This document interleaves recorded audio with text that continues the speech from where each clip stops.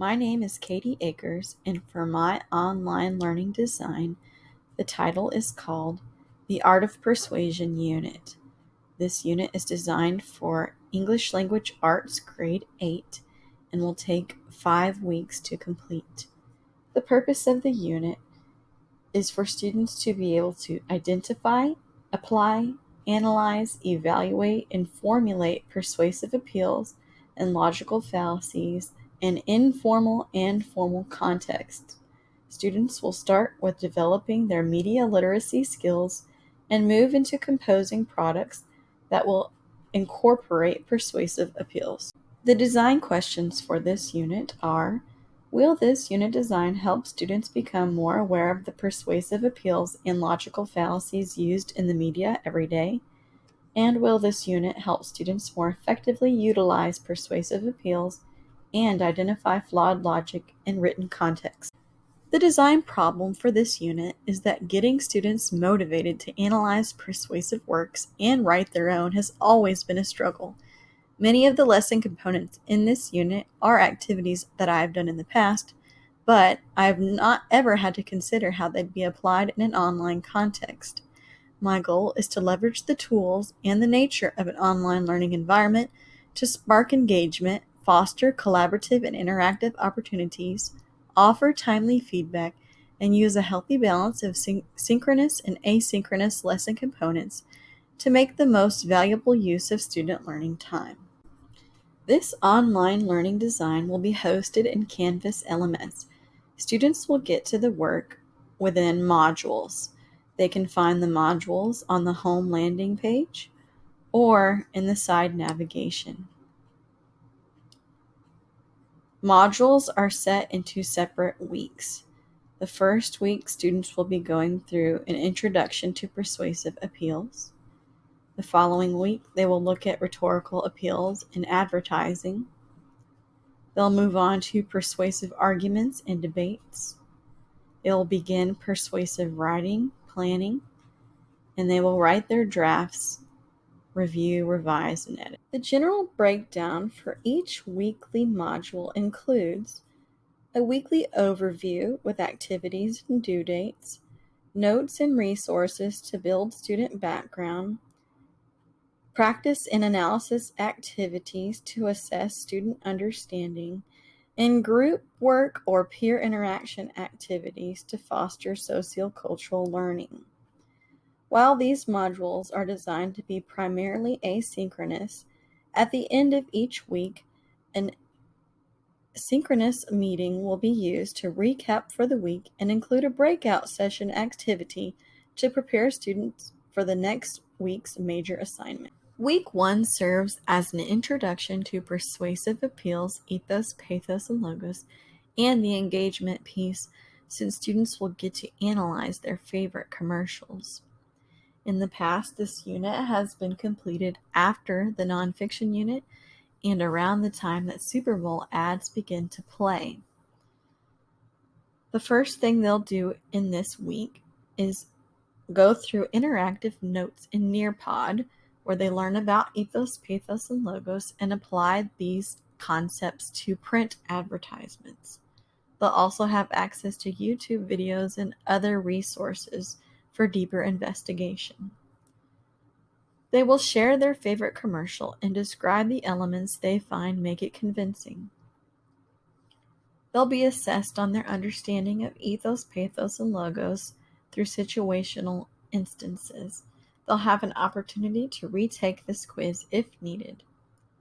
Toward the end of the week, students will sign up for an Actively Learn account.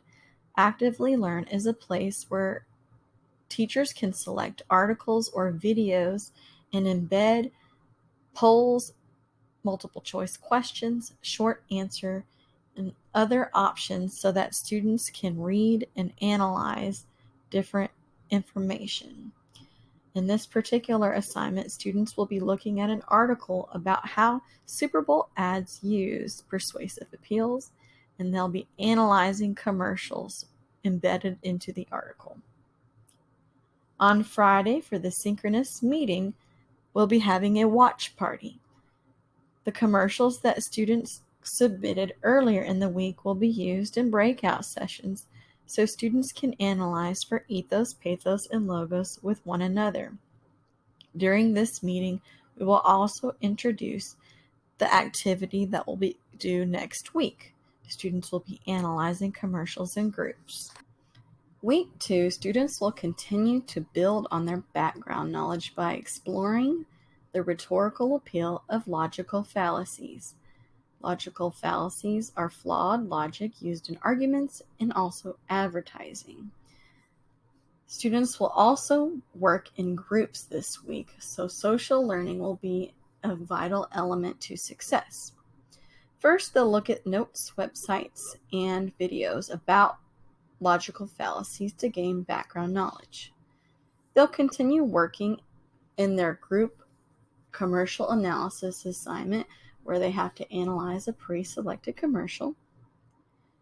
They'll be assessed on their understanding of logical fallacies with a practice activity.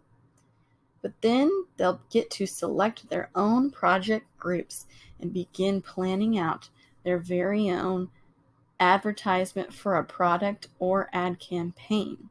They'll have to consider their target audience, the type of product or campaign that they're wanting to advertise, as well as the persuasive appeals that will be used to convince their buyers. The synchronous meeting will be used to discuss the project planning that they've been working on, as well as the actual project that will be due. They'll begin actually creating their ad, whether it be a print ad, a script for a commercial, or even a filmed commercial if groups are able to accomplish that remotely. Week 3 functions as a transition from the art of persuasion in media to the art of persuasion in written forms. Students will complete their advertisement projects and begin reading persuasive text models as examples to help them begin writing persuasive essays. Students will read a short historical speech and analyze for persuasive appeals. They'll complete and submit their group ad project. They'll read a debate article and analyze persuasive appeals on both sides of the argument. They'll complete their project reflection, group evaluation, and peer reviews for the ad project. And at the end of the week, during the synchronous meeting, students will begin brainstorming ideas for the persuasive essay they'll start in the following week. The brainstorm session will take place in a Google Jamboard template in breakout sessions. Students who are unable to meet live will still be responsible for looking in the Google Jamboard template and brainstorming topic ideas for their persuasive essay. Week 4 is designed to help students begin the writing process. They will discuss their topic and thesis with their peers and begin formulating their essay with an outline. The first activity involves notes and videos to provide background knowledge about the structure and content that's required in a persuasive essay. They will complete an actively learn article about how to write an argumentative essay to help prepare them. They will post their essay topic and thesis in the discussion board and reply to the post of their peers. The end of the week conference will be a discussion about the progress of their ideas for their essay. They'll begin their essay outline, which will be due Monday of the following week. As part of the synchronous meeting in week 4, students will look at the graphic outline for the persuasive essay with the teacher, ask questions, and discuss major areas that are required for the essay. The outline provides a scaffolding tool to help students build their persuasive argument essay. Week 5 is designed to help students complete the writing process. They will submit their essay outline. They'll have time to complete their rough draft. They'll gain peer feedback and be able to revise and edit based on the input from their peers. And they'll have an extended weekend to complete their final draft.